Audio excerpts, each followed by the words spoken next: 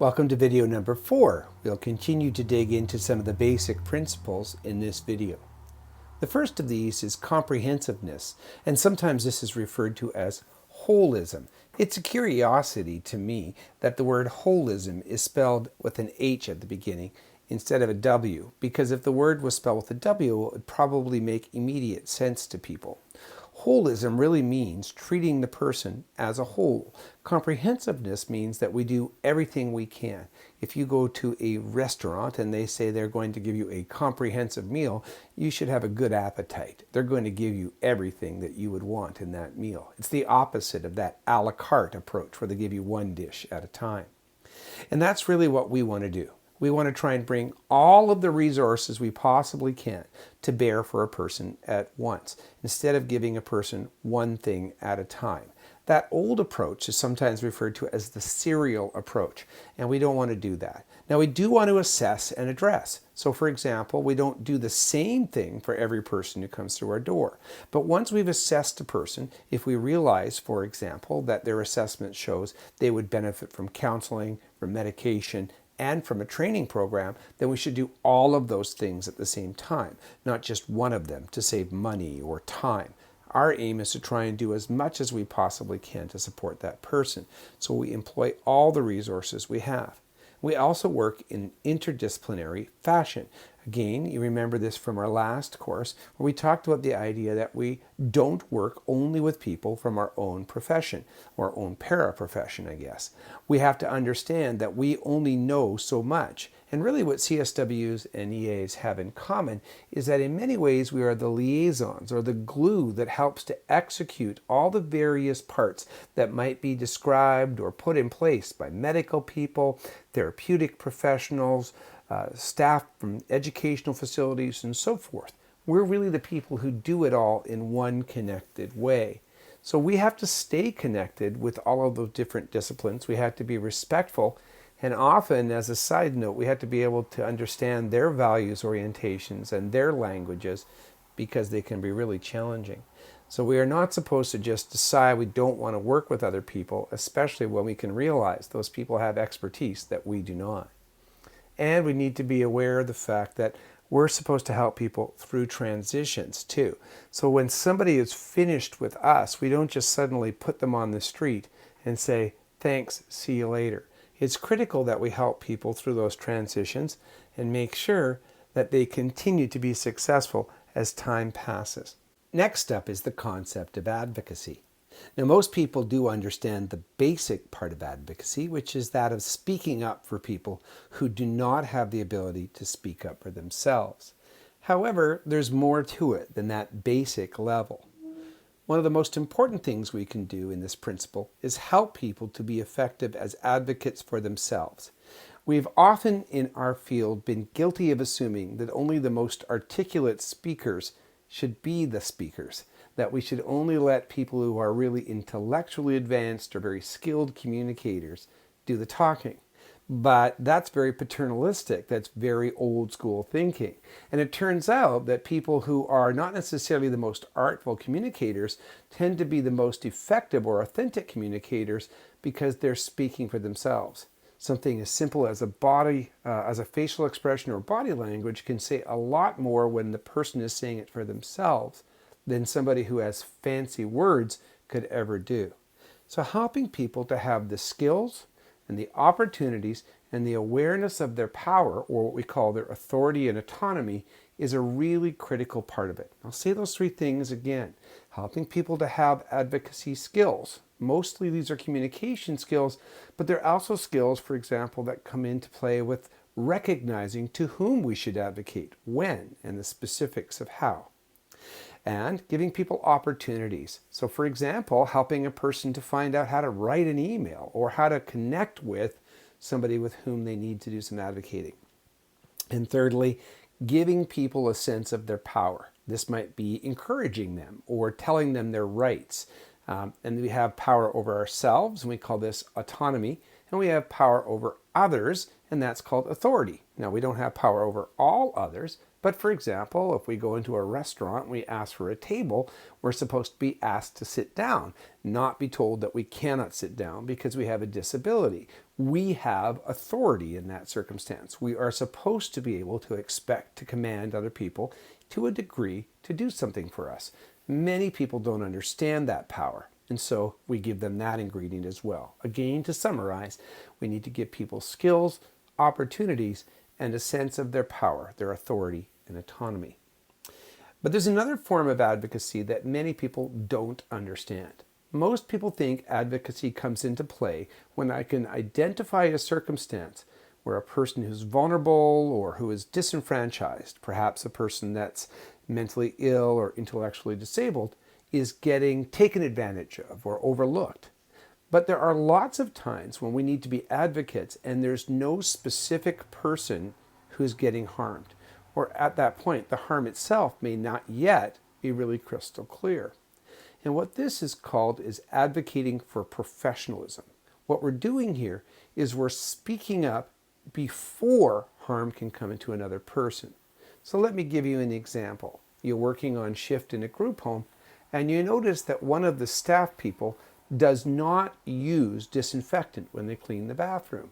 You say to that person, hey, you should be using disinfectant when you clean the bathroom. Somebody could get harmed.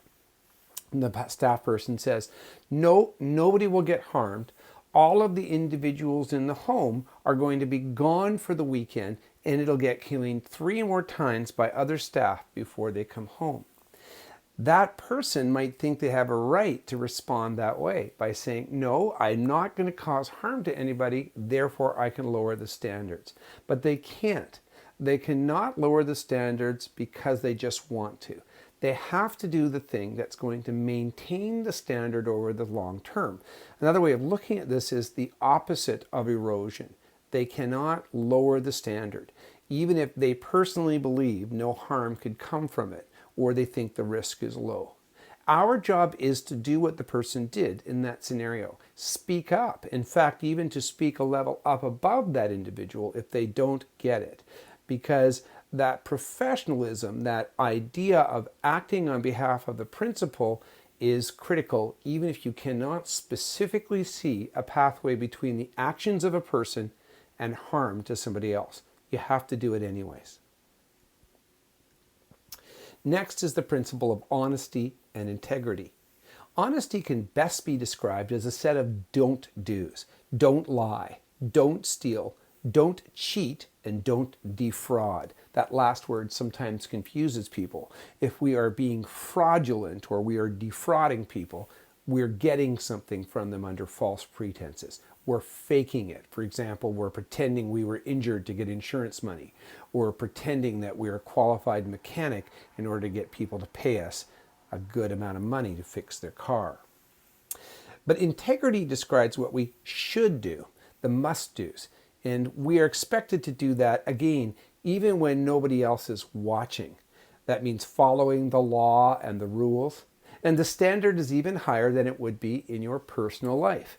If you, on the way home, decide to speed by 5 or 10 kilometers over the speed limit, that's probably not going to get noticed by most people. But if you did that in one of the vehicles at work, it would absolutely be considered unacceptable.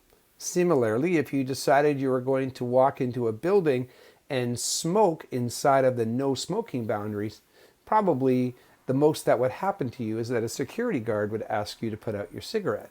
But if you did that in a group home, now you'd really be doing something unethical.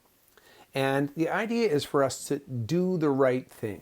So I like to give the example when it comes to integrity and honesty of a wallet. If I steal somebody's wallet, I'm being dishonest.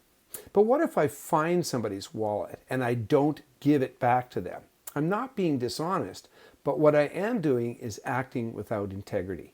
Integrity makes us do more than simply not be dishonest. It dictates what we must do, the things that are of honor or character and are solid all the way through. So giving the person their wallet back would be an example of that. In your career, there are going to be plenty of times when you might want to justify inaction by saying, I didn't do anything bad, therefore I've been ethical.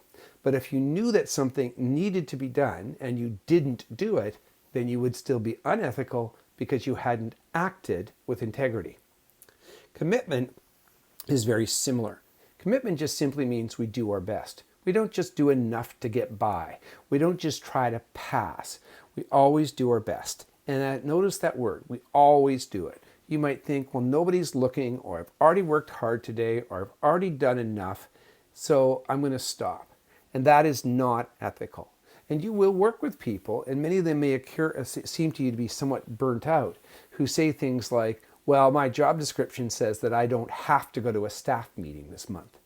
But when you do that, you're not supporting your individual. Staff meetings are not arbitrarily chosen as some punishment on staff people. They're done so that we can plan and collaborate, with the outcome being better services to the people we support. So even though that staff person might be technically right, that they could just not go to that meeting, they wouldn't be acting in a way that reflected this principle. Here's another example. It's the end of the day, and an individual has had an accident. You're supposed to complete an incident report, but if you do that, you'll have to stay for another 10 or 15 minutes after your shift. If you don't do it, then the staff people who come on shift between now and the next time you're there won't have a complete informed picture of what happened to that person, and they probably won't know what to do about it. So if you simply said, I'm going to go home now because the end of my shift has happened, then you wouldn't be acting on this principle of commitment. On the other hand, if you said, I'm going to stay for the extra 10 minutes and I'm going to see whether I'll get paid for it or whether or not I might be able to come in a little later another time, you could still call that committed. You're allowed to have rights. You're allowed to have your own needs addressed within your job. In fact, that's a central idea, but not again at the detriment of the person you're supporting. So you must act in the interest of the people you're supporting and always in accordance with these values, even when it's hard to do. And in fact, it's often most important when it's hard to do. That's when the tough stuff happens, is when it probably is the most important to use these things. So I'm going to give you two scenarios, and I'd like you to pause after each one and see if you can answer. The first one. During a planning meeting, Jared, a supported person, says that he would like a trip to Las Vegas. His social worker laughs, saying, don't you need to have a job before you can go on a vacation, Jared? But Jared's worker, Alvin, speaks up and says, actually, I've been speaking with Jared's family, and it turns out they have set aside some money for him. They would like to go on a vacation with him. Which principles is Alvin applying in this case? Think about those and see if you can identify not only the principles, but that you can specifically identify the parts of the case where he does that. Pause, note them, and then start the video again. Okay, let's see how you did.